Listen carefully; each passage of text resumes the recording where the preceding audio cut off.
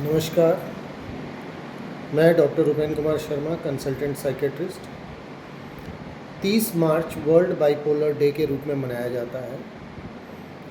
इसी उपलक्ष्य में आज हम बात करेंगे कि बाइपोलर डिजीज़ क्या है, इसका क्या स्पेक्ट्रम है, इसको डायग्नोस कैसे किया जाता है, इसके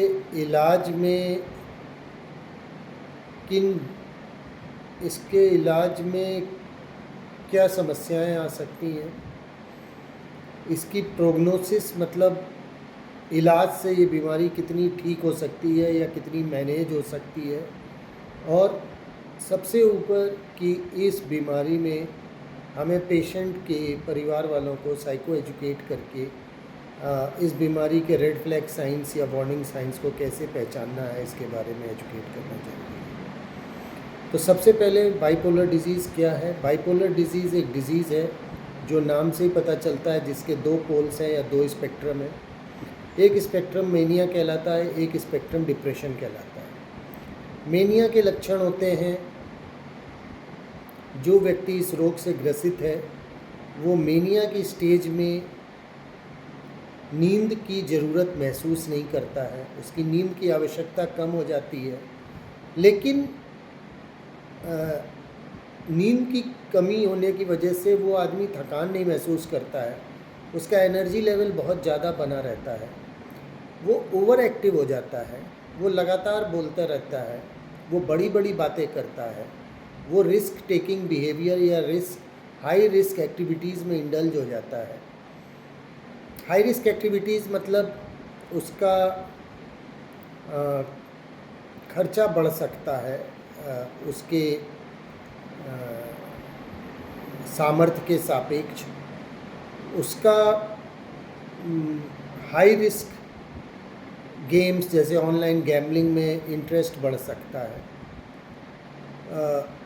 ड्रग्स और अल्कोहल का यूज़ बढ़ सकता है, गाड़ियाँ वो तेज़ रफ्तार में चलाने लग सकता है, उसमें एक फीलिंग ऑफ ग्रैंडियोसिटी आ जाती है। ग्रैंडियोसिटी मीन्स उसको लगता है कि वो बहुत सक्षम है, वो कुछ भी कर सकता है, अपनी सामर्थ्य से ज़्यादा अपने ऊपर उसको भरोसा हो जाता है।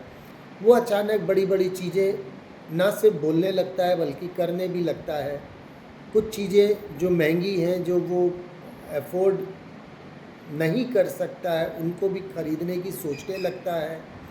जो कार्य जैसे वो शायद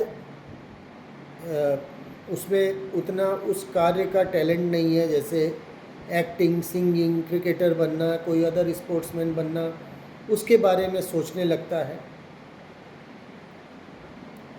उसके थॉट्स या विचार बहुत तेज़ी से आते हैं, इसको हम रेसिंग थॉट्स बोलते हैं, और एक थॉट के ख़त्म होने से पहले दूसरे थॉट आ जाते हैं, और इतनी तेज़ थॉट आते हैं कि वो इन्हीं से कंफ्यूज रहता है।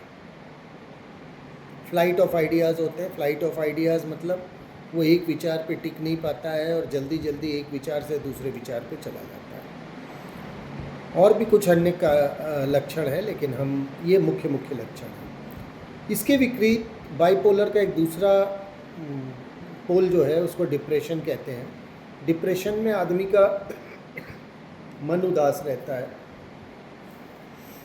वो उन चीज़ों को एंजॉय नहीं कर पाता है या उन चीज़ों में प्लेजर नहीं प्राप्त कर पाता है जिनमें वो पहले आनंद उठाता था। उसका स्लीपिंग पैटर्न बदल जाता है, वो या तो बहुत कम सोने लगता है या बहुत ज़्यादा सोने लगता है। उसका ईटिंग पैटर्न बदल जाता है, वो या तो कम खाने लगता है या ज़्यादा खाने लगता है। पूरे दिन उसको एक थकान सी महसूस होती है। कभी कभी खुद को नुकसान पहुंचाने के या आत्महत्या के विचार भी आ सकते हैं। तो ये मुख्य लक्षण हुए जो ये बताते हैं कि बाइपोलर में कौन कौन से दो पोल्स हैं, उनके क्या लक्षण हैं। इनका इलाज दवाई के द्वारा किया जा सकता है, और ये एक भ्रांति है कि बाइपोलर डिजीज़ से ग्रसित व्यक्ति सामान्य जीवन नहीं जी सकता है। बाइपोलर से ग्रसित व्यक्ति अगर उसका ठीक से इलाज किया जाए, समय से दवाइयाँ ले, दी हुई डोज में दवाइयाँ ले और डॉक्टर के मानसिक चिकित्सक के परामर्श अनुसार दवाइयाँ ले तो वो करीब करीब एक सामान्य व्यक्ति के जैसी लाइफ जी सकता है। और कभी कभी तो ये भी देखा गया है कि वो एक सामान्य व्यक्ति से ज़्यादा अचीव कर सकते हैं। They may be super achievers. Bipolar में एक चीज़ जो बहुत अच्छी या बहुत ज़रूरी है, जो ऑफन नेग्लेक्ट हो जाती है, कि हमें पेशेंट्स के फैमिली मेम्बर्स या जो उनका ध्यान देने वाले हैं, केयर टेकर्स हैं, उनको इस बीमारी के बारे में बताना चाहिए। उन्हें ये बताना चाहिए कि इस बीमारी के रेड फ्लैग साइंस क्या है, या वो साइन क्या है जो अगर एक मरीज में दिखने लगें तो उनको तुरंत चिकित्सकीय परामर्श के लिए ले जाना है। जैसे अगर एक मरीज़ मेनिया में जा रहा है तो सबसे पहले प्रायः उसकी नींद के पैटर्न में फ़र्क आता है, उसकी एक्टिविटी का लेवल धीरे धीरे बढ़ना शुरू होता है, वो थोड़ा जल्दी जल्दी बोलने लगता है, तेज़ आवाज़ में बोलने लगता है। तो अगर हम पेशेंट के अटेंडेंट्स को साइको एजुकेट कर देंगे तो वो अर्ली स्टेज में ही इसको पहचान लेंगे, चिकित्सक के पास ले जाएंगे, समय से इलाज शुरू हो जाएगा, तो चीज़ें उतनी नहीं बिगड़ेंगी जितनी बिगड़ सकती हैं या बिगड़ जाती हैं। इसमें प्रायः एक चीज़ और देखी जाती है कि जब मेनिया का एपिसोड होता है तो परिवार वाले या उसके केयर टेकर ज़्यादा परेशान होते हैं, लेकिन जब डिप्रेशन का एपिसोड होता है तो वो कहते हैं कि चलो ये उदास है या सुस्त पड़ा हुआ है लेकिन दूसरों को परेशान नहीं कर रहा है, तो उस समय वो इलाज लेने में और देरी कर सकते हैं। तो आज मैं सिर्फ इतना ही कहूँगा कि बाइपोलर की जानकारी होना ही इलाज का प्रथम कदम है। इसलिए सिर्फ मरीज को ही नहीं, उनके परिवार वालों को भी इसकी जानकारी होनी चाहिए। और अगर आपके परिवार में या आपके आसपास कोई बाइपोलर से ग्रसित मरीज है तो आपका हक बनता है कि आप अपने मानसिक चिकित्सक से जाके उसके बारे में पूछें, उसके इलाज के बारे में पूछें, इलाज कब तक चलेगा, दवाइयाँ कब बंद होंगी, दवाइयाँ बंद होंगी या कुछ एक आध दवाइयाँ लंबे समय तक चलती रहेंगी। ये मरीज़ से मरीज़ पे डिपेंड करता है, जो चिकित्सक मरीज़ को देख के ही बता पाएंगे।